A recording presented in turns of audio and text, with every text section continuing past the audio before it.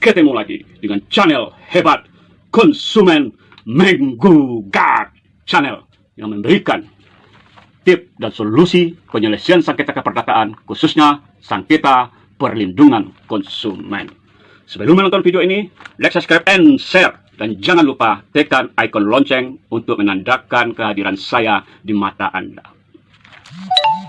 Sahabat konsumen dimanapun berada, 2 tahun setelah terbitnya Peraturan Bank Indonesia nomor 22/20/PBI/2020 tentang perlindungan konsumen Bank Indonesia, Otoritas Jasa Keuangan juga menerbitkan Peraturan nomor 6/POJK 07/2022 tentang perlindungan konsumen dan masyarakat di sektor jasa keuangan. Tetapi jauh sebelum kedua peraturan ini, Undang-Undang Nomor 8 Tahun 1999 telah menjadi payung hukum bagi perlindungan konsumen. Setiap pelaku usaha baik barang dan jasa harus mengacu kepada undang-undang ini. Sekarang timbul pertanyaan, kenapa ketika terjadi sengketa, konsumen pusing 7 keliling untuk menyelesaikan masalahnya? Tidakkah 3 peraturan ini mampu untuk menyelesaikan masalah tersebut? Ya, tidakkah 3 peraturan ini mampu untuk menyelesaikan masalah atau sengketa konsumen ini? Konsumen tak berkutik karena buta dengan peraturan perundang-undangan. Padahal peraturan ini bisa dijadikan senjata untuk menghantam dan menggiring pihak pelaku usaha ke ranah hukum. Sahabat, sekarang saya akan menguraikan terbitnya Peraturan Otoritas Jasa Keuangan nomor 6/POJK 07/2022 tentang perlindungan konsumen dan masyarakat di sektor jasa keuangan. Kemudian juga akan membahas 9 larangan yang tidak boleh dilakukan oleh pelaku usaha jasa keuangan kepada konsumennya. Apa dan siapa? Sebelum kita membahasnya, mari kita urai apa yang dikatakan pelaku usaha jasa keuangan.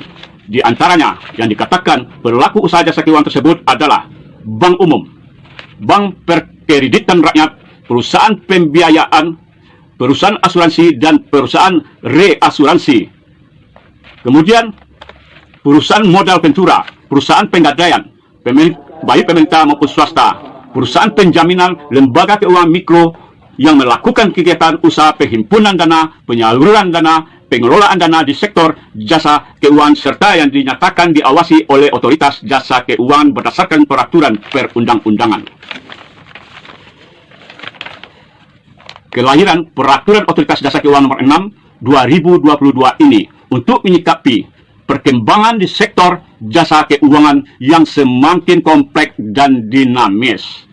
Maka dari itu, diperlukan penguatan peraturan perundang-undangan untuk melindungi konsumen, termasuk dalam hal ini pelaku usaha jasa keuangan.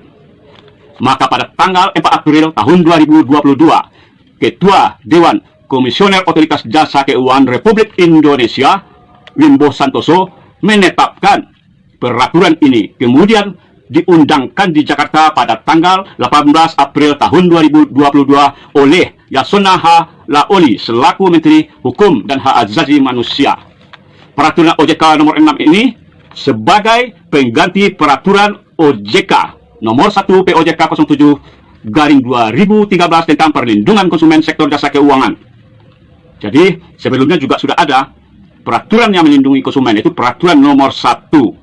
Maka dari penelusuran saya terhadap peraturan yang baru ini, terdapat 38 kewajiban yang harus dilakukan oleh pihak pelaku usaha jasa keuangan. Kemudian bagi pelaku usaha jasa keuangan juga terdapat 9 larangan yang tidak boleh dilakukan kepada konsumen. Dalam artian bahwa pelaku usaha di dalam melakukan usahanya wajib mematuhi peraturan dan perundang-undangan terkait. seperti Peraturan Otoritas Jasa Keuangan, Peraturan Bank Indonesia, dan juga Undang-Undang Nomor 8 Tahun 1999 tentang Perlindungan Konsumen. Sahabat konsumen, berikut ini 9 larangan untuk pelaku usaha jasa keuangan. Pelaku usaha jasa keuangan dalam Peraturan Otoritas Jasa Keuangan Nomor 6/POJK 07/2022 tentang Perlindungan Konsumen dan Masyarakat di Sektor Jasa Keuangan. Larangan pertama terdapat pada pasal 4 ayat 2. Pelaku usaha jasa keuangan dilarang memberikan perlakuan yang diskriminatif kepada konsumen. Ya, pelaku usaha jasa keuangan tersebut dilarang untuk memberikan perlakuan yang diskriminatif kepada konsumen. Apa yang dimaksud perlakuan diskriminatif? Merujuk pada Kamus Besar Bahasa Indonesia Online adalah tindakan yang bersifat diskriminatif atau membeda-bedakan yang satu dengan yang lain.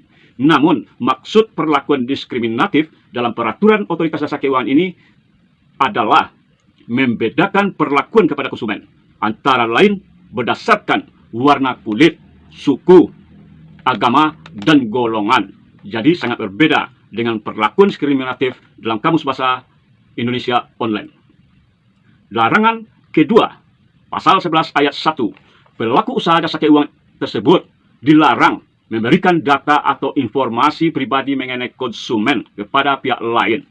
Nah, sangat jelas pihak lain yang kita kenal sebagai pihak ketiga atau penagih hutang atau debt collector. So, ternyata selama ini data pribadi konsumen dibocorkan oleh perusahaan pembiayaan, oleh pihak leasing ataupun pihak finance. Bukankah debt collector tersebut adalah pihak lain? Nah, ternyata data pribadi konsumen selama ini ketika melakukan penarikan objek fidusia, apakah itu mobil atau sepeda motor, data-data konsumen dibocorkan kepada debt collector. Selain itu, pelaku usaha jasa keuangan dilarang kalau mengharuskan konsumen untuk membagi data dirinya sebagai syarat penggunaan produk atau layanan. Itu pun dilarang. Karena kebutuhan.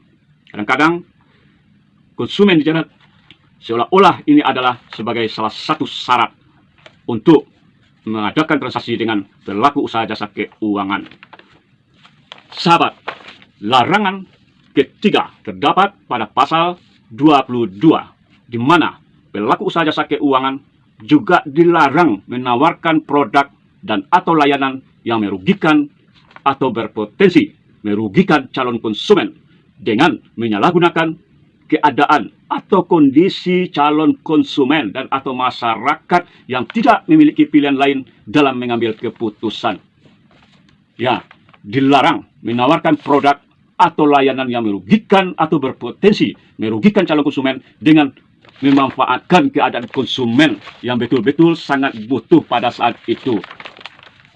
Atau dalam artian, hal ini menyalahgunakan keadaan atau kondisi calon konsumen dan atau masyarakat dalam kontrak penawaran produk atau layanan antara calon konsumen yang membutuhkan uang untuk membiayai pengobatan di rumah sakit dan bersamaan dengan itu pelaku usaha jasa keuangan memberikan penawaran kredit atau pembiayaan dengan tidak mempertimbangkan kemampuan calon konsumen untuk membayar. Namun karena konsumen sangat membutuhkan, tawaran itu terpaksa untuk diterimanya. Larangan keempat, pasal 23 ayat 2, di mana pelaku usaha jasa keuangan dilarang memaksa calon konsumen untuk membeli produk dan atau layanan hasil aktivitas kerjasama hanya dengan salah satu pelaku usaha jasa keuangan sebagaimana dimaksud pada ayat 1. Dalam artian, pasal 23 ayat 2 huruf A contohnya, latar belakang calon konsumen antara lain pendidikan, usia, status keluarga, dan kebutuhan khusus yang dimiliki jika ada. Jadi, pelaku usaha jasa keuangan dilarang memaksa calon konsumen untuk membeli produk atau layanan hasil aktivitas kerjasama hanya dengan salah satu PUJK sebagaimana dimaksud pada ayat 1. Larangan kelima terdapat pada pasal 25 ayat 1, di mana PUJK atau pelaku usaha jasa keuangan dilarang melakukan penawaran produk atau layanan kepada calon konsumen melalui sarana komunikasi pribadi tanpa persetujuan calon konsumen. Ya, pelaku usaha jasa keuangan dilarang untuk memasarkan produknya melalui aplikasi atau yang bersifat pribadi seperti WhatsApp atau WA dan segala macamnya. Sahabat, dalam artian persetujuan calon konsumen diperoleh sebelum pelaku usaha jasa keuangan menghubungi calon konsumen atau pada saat sebelum menawarkan produk dan atau layanan melalui sarana komunikasi pribadi. Jadi kalaupun itu dipasarkan atau dipromosikan melalui sarana pribadi, itu harus ada sebelum kontrak ditandatangani. Dan saat sekarang siapapun banyak merasakan tanpa diduga dan tanpa diperintahkan, tiba-tiba pelaku usaha jasa keuangan mempromosikan seperti pinjaman online ke handphone pribadinya atau ke WhatsApp yang bersifat pribadi, dan itu tidak dibolehkan. Larangan ke-6, pasal 25 ayat 2, di mana pelaku usaha jasa keuangan dilarang mewajibkan persetujuan penawaran produk dan atau layanan melalui sarana komunikasi pribadi sebagai syarat penggunaan produk dan atau layanan. Kalau larangan yang kelima, jelas dilarang untuk menawarkan produk atau layanan tanpa permisi ke sarana pribadi. Dan larangan ke-6 ini bahkan dianggap sebagai salah satu syarat dalam perjanjian kontrak. Artinya, pihak perusahaan pembiayaan atau pelaku usaha jasa keuangan berhak untuk memasarkan atau menawarkan barang dan jasanya melalui sarana pribadi. Itu juga dilarang. Larangan ke-7, pasal 28, dalam menyusun perjanjian produk atau layanan, pelaku usaha jasa keuangan dilarang menyalahgunakan keadaan calon konsumen dan atau konsumen. Saya ulangi, dalam menyusun perjanjian produk dan atau layanan, pelaku usaha jasa keuangan dilarang menyalahgunakan keadaan calon konsumen dan atau konsumen. Dalam penjelasan, penyalahgunaan calon konsumen dan atau konsumen dalam konteks penyusunan perjanjian, antara lain calon konsumen memiliki kebutuhan yang sangat mendesak sehingga membutuhkan kredit dari bank umum dengan menambahkan persyaratan perjanjian yang tidak sesuai dengan kemampuan calon konsumen. Dan itu sangat dilarang di dalam Peraturan OJK nomor 6 tahun 2022 tentang perlindungan konsumen dan masyarakat di sektor jasa keuangan. Larangan ke-8, pasal 30 ayat 4, PUJK atau pelaku usaha jasa keuangan dilarang mencantumkan klausula dalam perjanjian baku yang memuat klausula eksonerasi dan eksemsi. Sahabat konsumen, yang dimaksud dengan klausula eksonerasi dan eksemsi yaitu klausula yang isinya menambah hak dan atau menambah kewajiban konsumen.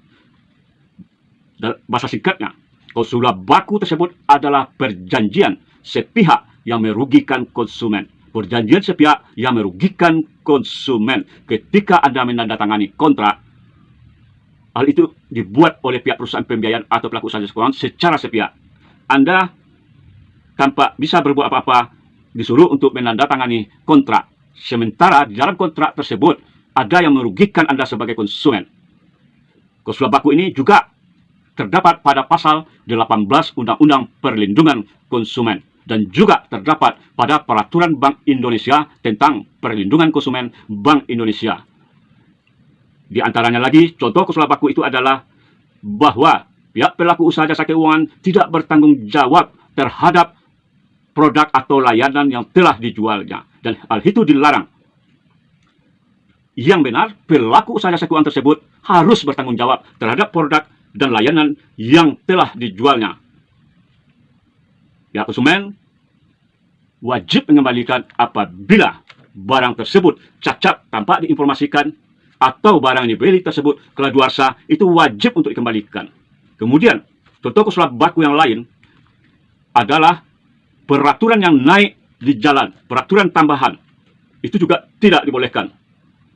Contohnya, dalam perusahaan pembiayaan ketika kendaraan Anda ditarik oleh pihak finance dan Anda selalu dibebani dengan biaya tarikan. Kalau di dalam perjanjian kontrak awal tidak tercantum bahwa ada uang tarikan, dan itu terlarang.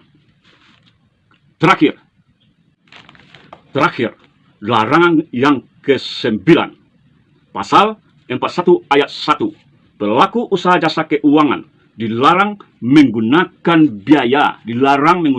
biaya kepada konsumen dalam melaksanakan prosedur layanan pengaduan. Artinya, ketika konsumen protes, ketika konsumen komplain kepada pihak pelaku usaha jasa keuangan, tidak dipungut biaya pengaduan. Dalam artian, pengaduan adalah rasa ketidakpuasan konsumen, sehingga itu dia protes terhadap pelaku usaha jasa keuangan yang menjual barang dan atau jasa. Sahabat, dapat kita simpulkan 9 larangan tersebut. Yang pertama adalah dilarang memberikan perlakuan diskriminatif. Yang kedua, dilarang memberikan data pribadi konsumen kepada pihak lain. Yang ketiga, dilarang menawarkan produk atau layanan yang merugikan atau berpotensi merugikan konsumen. Yang keempat, dilarang memaksa calon konsumen untuk membeli produk atau layanan. Dilarang. Yang kelima, dilarang menawarkan produk atau layanan melalui sarana komunikasi pribadi. Yang keenam, dilarang mewajibkan persetujuan penawaran produk atau layanan dengan mengatakan bahwa ini adalah sebagai salah satu syarat untuk membuat perjanjian kontrak. Yang ketujuh, dilarang menyusun perjanjian kontrak yang merugikan konsumen atau berpotensi merugikan konsumen.